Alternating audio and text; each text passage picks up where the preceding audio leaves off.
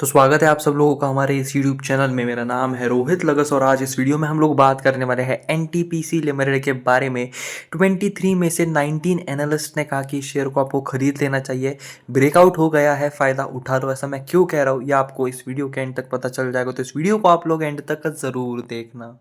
मैं आप सभी के लिए लेकर आया हूँ एक व्हाट्सएप कम्युनिटी और टेलीग्राम ग्रुप। क्या होता है, एक दिन में काफ़ी सारी न्यूज़ेस आती है और सबके वीडियोस बनाना पॉसिबल नहीं हो पाता है, तो जो न्यूज़ेस बच जाती है वो हम हमारे टेलीग्राम ग्रुप और व्हाट्सएप कम्युनिटी पे शेयर करते हैं। और भी कई तरह के न्यूज़ेस लाइक डिविडेंड स्टॉक स्प्लिट्स की कोई न्यूज़, बोनस की कोई न्यूज़, और जो बीएससी पे ऑफिशियल पीडीएफ जो अपलोड होती है क्वार्टर रिजल्ट्स की, वो भी हम यहाँ पे अपलोड करते हैं। तो अगर आपको हमारे इस ग्रुप को ज्वाइन करना है तो इसकी जो लिंक है वो आपको कमेंट सेक्शन में मिल जाएगी। आज का सेशन एनटीपीसी लिमिटेड के लिए काफ़ी शानदार रहा। 3.22% की तेज़ी देखने के लिए मिली।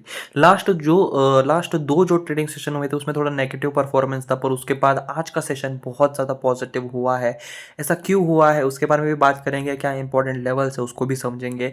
लगभग देखा जाए तो ये 1 साल के बेसिस पे एनालिस्ट से पूछा गया, मतलब 1 साल के टाइम फ्रेम के लिए आपको क्या लगता है एनटीपीसी का शेयर में अभी क्या करना चाहिए, तो उसमें से 12 एनालिस्ट ने कहा कि इस शेयर को आपको खरीदना ही खरीदना चाहिए, इसमें आपको रिस्क बहुत ज़्यादा कम है।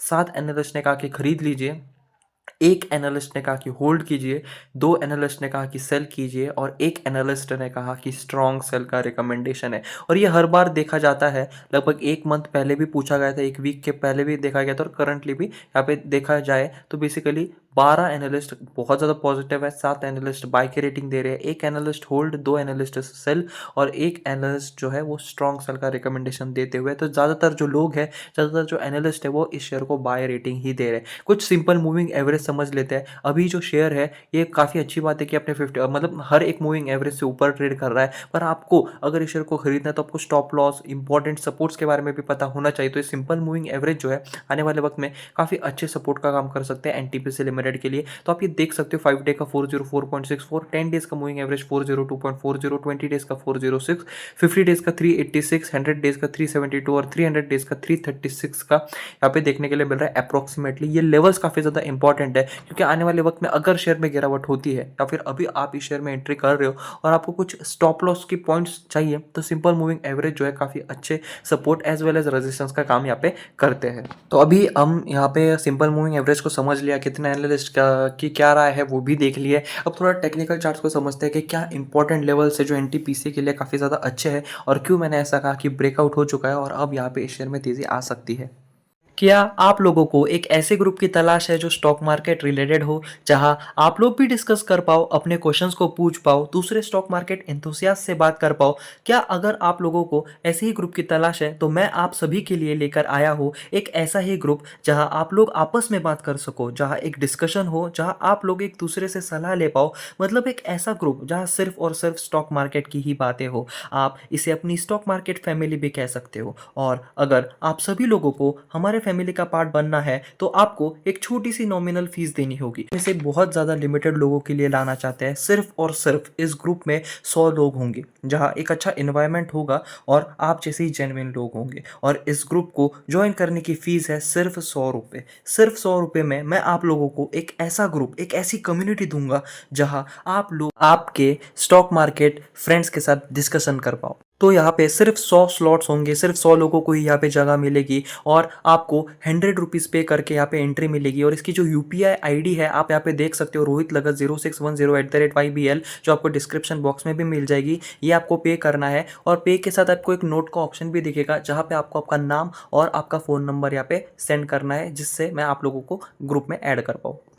तो यहाँ पे टेक्निकल चार्ट को समझे तो अपने 50 डे मूविंग एवरेज के ऊपर ये शेयर काफ़ी दिनों से ट्रेड कर रहा है और हर बार अपने 50 डे मूविंग एवरेज पे जो है वो सपोर्ट ले रहा है। इस मंथ जो है पिवट पॉइंट 398.32 पे बना था, इसलिए 50 डे मूविंग एवरेज की सपोर्ट लेने की ज़रूरत नहीं पड़ी और अपने 398.32 के लेवल पे ही काफ़ी अच्छी तरह से ये जो शेयर है वो सपोर्ट ले रहा है। तो देखा जाए तो एक बार इस शेयर ने थोड़ा अपमूव दिया, 414 के ऊपर गया था, लगभग शेयर 425 के लेवल के आसपास गया था ये शेयर। उसके बाद गिरावट देखने के लिए मिली, फिर 398 पे एक अच्छा सपोर्ट लिया, उसके बाद थोड़ी सी तेज़ी, फिर गिरावट देखने के लिए मिली, लगभग 2 से 3 बार अपने इस पिवट पॉइंट पे सपोर्ट लेकर अब जो है आज के सेशन में हमें तेज़ी देखने के लिए मिली। लास्ट प्रीवियस जो 2 ट्रेडिंग सेशंस थे वो थोड़े नेगेटिव आए थे, पर अब एक अच्छा ब्रेकआउट देखने के लिए मिल रहा है और इसमें अभी चांसेस पहला टारगेट जो है बेसिकली वो 425 के आसपास हो सकता है, क्योंकि हाल ही में इसने 425 के लेवल को टच कर कर एक लो दिया था। ठीक है, लो मतलब 398 का सपोर्ट यहाँ पे टच किया था। तो अभी तो है ये शेयर 414 के पे है,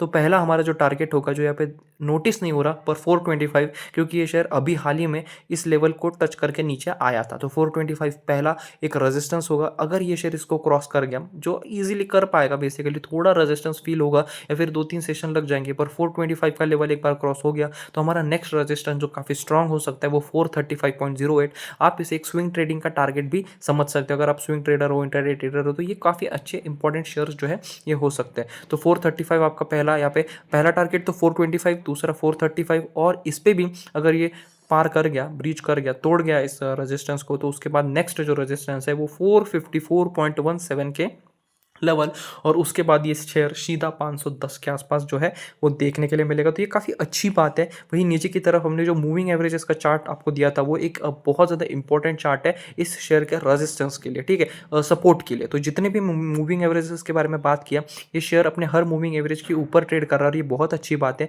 तो वो जो मूविंग एवरेजेस है वो काफ़ी अच्छा सपोर्ट जो है वो इस शेयर को दे सकते हैं। पर फिर भी अगर हम थोड़ा चार्ट्स पे समझे तो 387.72 पे हमारा 50 डे मूविंग एवरेज जो सबसे इंपॉर्टेंट एवरेज माना जाता है, वहाँ पे आपको एक अच्छा खासा सपोर्ट देखने के लिए मिलेगा। पहला तो 398 का ही है। अगर यहाँ पे ये तोड़ गया नीचे की तरफ, अगर शेयर गिरता है तो 387.72 तक जा सकता है। अगर इसे भी ये सस्टेन नहीं कर पाए और गिरावट हुई तो 379 के आसपास जो है शेयर देखने के लिए मिल सकता है। पर मोस्ट प्रोबेबली जिस तरह से अभी मार्केट देखने के लिए मिल रहा है, चांसेस यही है कि थोड़ा पॉजिटिव साइड पे ही देखने के लिए मिले, क्योंकि इमीडिएट सपोर्ट जो है वो देखने के लिए मिल रहा है। देखा जाए तो 398 पहला, 387 उसके बाद 379, तो कंटिन्यूसली जो सपोर्ट है, और 398 का लेवल को ही यहाँ पे सस्टेन करना बहुत ज़्यादा इंपॉर्टेंट है, और इसको तोड़ना बहुत ज़्यादा मुश्किल है, क्योंकि लगभग इससे पहले भी 1-2 बार जो है इस लेवल पे अच्छे खासे सपोर्ट लिए जा चुके हैं। तो ये हमारे लिए काफ़ी ज़्यादा इंपॉर्टेंट बात है। और जैसे कि ऊपर की तरफ का तो 425 हमारे लिए इंपॉर्टेंट लेवल यहाँ पे होगा। तो थोड़ा एक आप सकते हो एम का साइन यहाँ पे बनते हुआ देखने के लिए यहाँ पे मिल रहा है।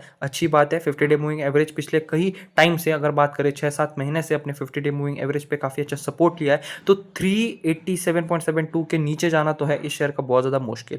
और अगर पॉजिटिव ऐसा ही मार्केट रहा, डिसेंट मार्केट अगर देखा जाए तो फ्लैट मार्केट भी रहा, तो भी एनटीपीसी के लिए काफ़ी अच्छी बात है, क्योंकि अगर फ्लैट मार्केट में भी ये जो शेयर है वो पोटेंशियल रखता है कि 454 का जो लेवल है वो इसे पार कर पाए। अब ये तो हमने टेक्निकल चार्ट्स पे समझा, टेक्निकल चार्ट्स पे क्या यहाँ पे दिख रहा है उसके बारे में बात की।